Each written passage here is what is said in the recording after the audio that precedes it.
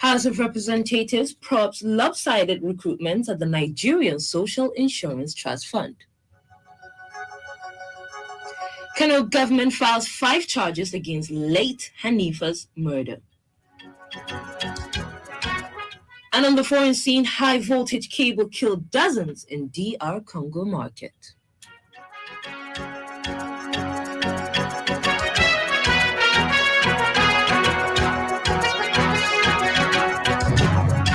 Possessing a permanent voter's card is a duty to all citizens. Please ensure you acquire yours. Good evening. You're listening to Freedom Global News on 99.5 FM. I am Zara Zanna. Today is the 2nd of February, 2022. And now the news in full.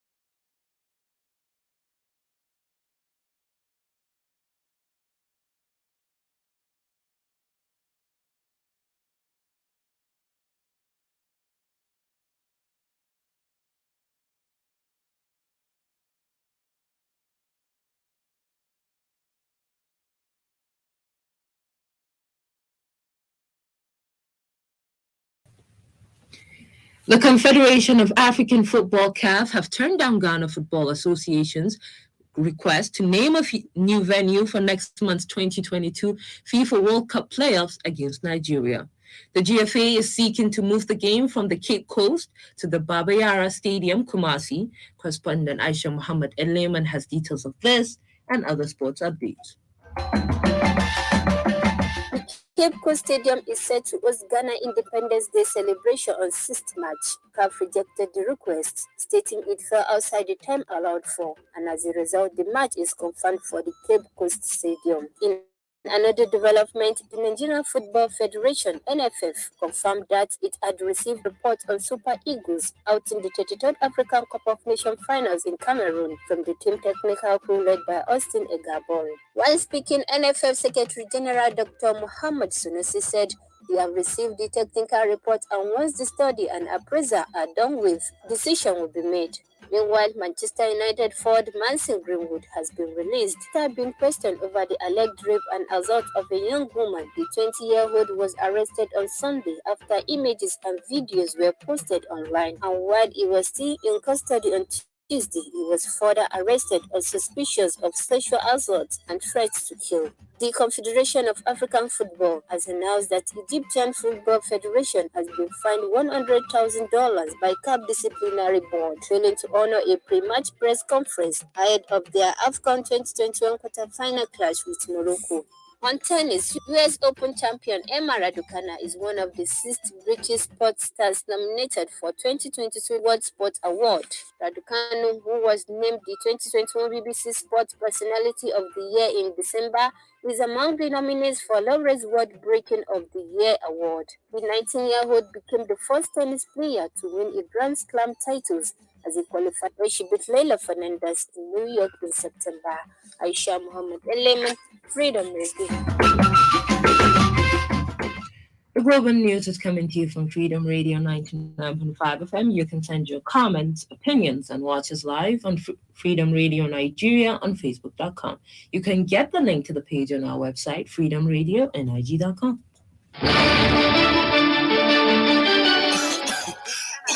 Musa, me kake nema a cikin kitchen? Masoyiyata, ina son cokali in sha magani. Masoyina, ka ɗauki comics kawai, ka yaga, sha ka samu sauki. Haka ne fa, ku yi amfani da comics ma duk kai tari. Comics yana da dextromethorphan da guaifenesin. Kawai ku yaga ku sha, ku samu sauki. Yana kulele in ka sha. Aha, na samu sauki yanzu. Ina son comics. Comics, Company Orange Drugs Limited da ke yin kasuwanci da dilancinta. Maganin zai iya saka kasala. In alamar tarin bata tsaya ba bayan kwana 3, ka ga likitanka. Comics yana kulele.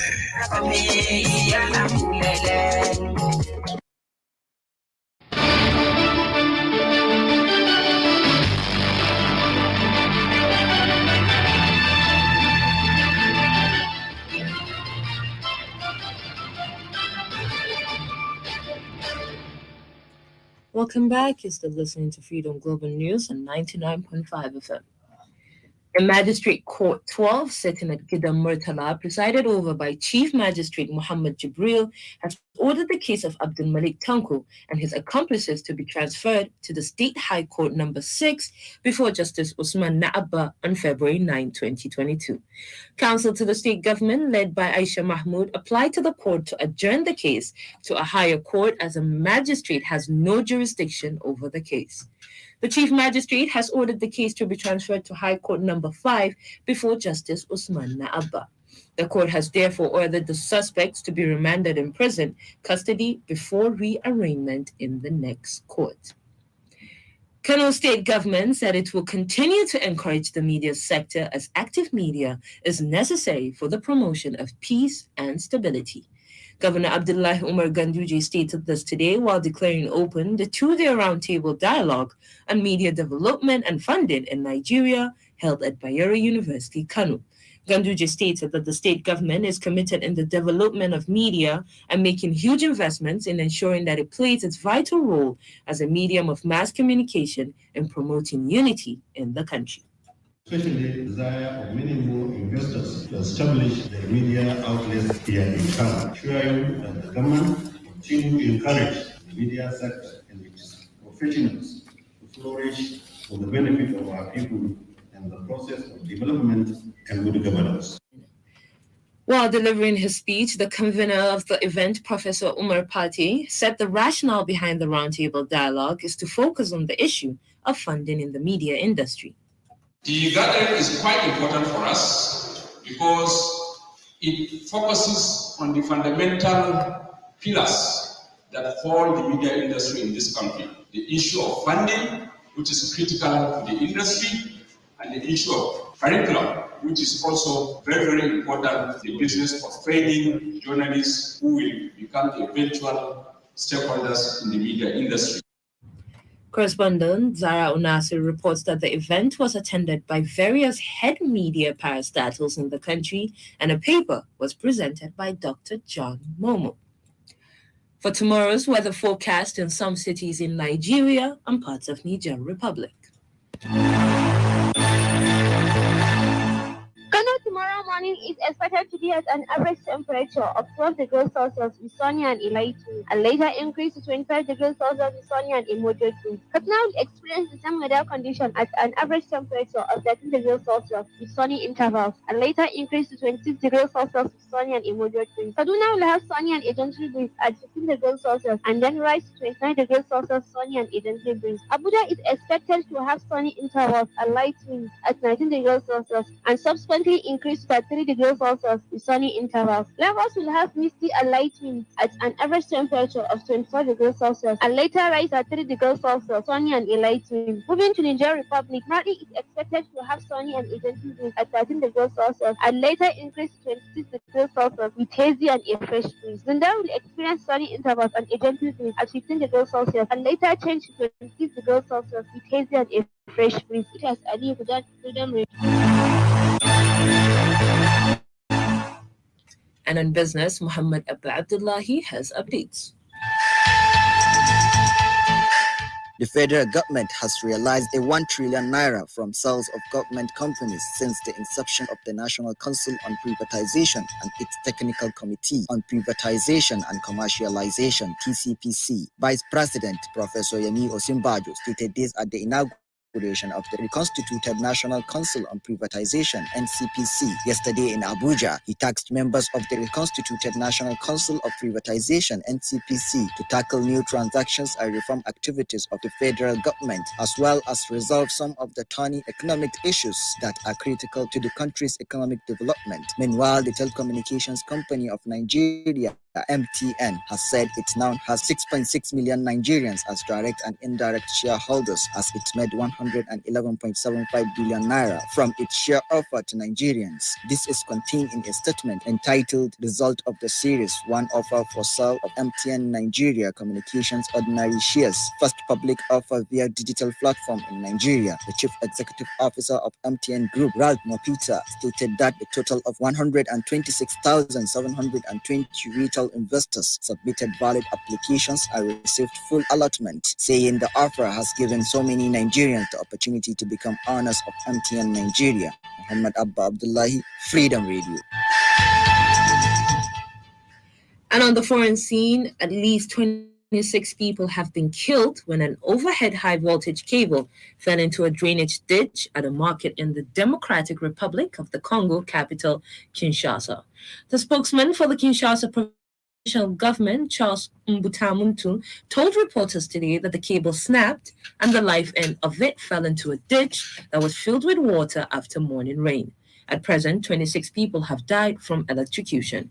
The ditch runs across the popular Matadi Kibala food market in the west of the city, a sprawling metropolis of more than 10 million people.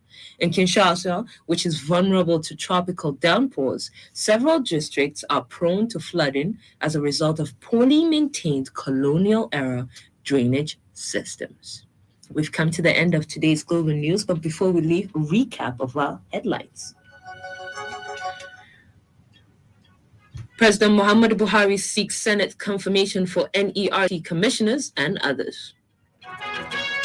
House of Representatives probes lopsided recruitments at the Nigerian Social Insurance Trust Fund. Kano government files 5 charges against late Hanifa's murder. And on the foreign scene, high voltage cable kills dozens in DR Congo market. On behalf of the entire production team and I, Zara Zanna, thank you for listening.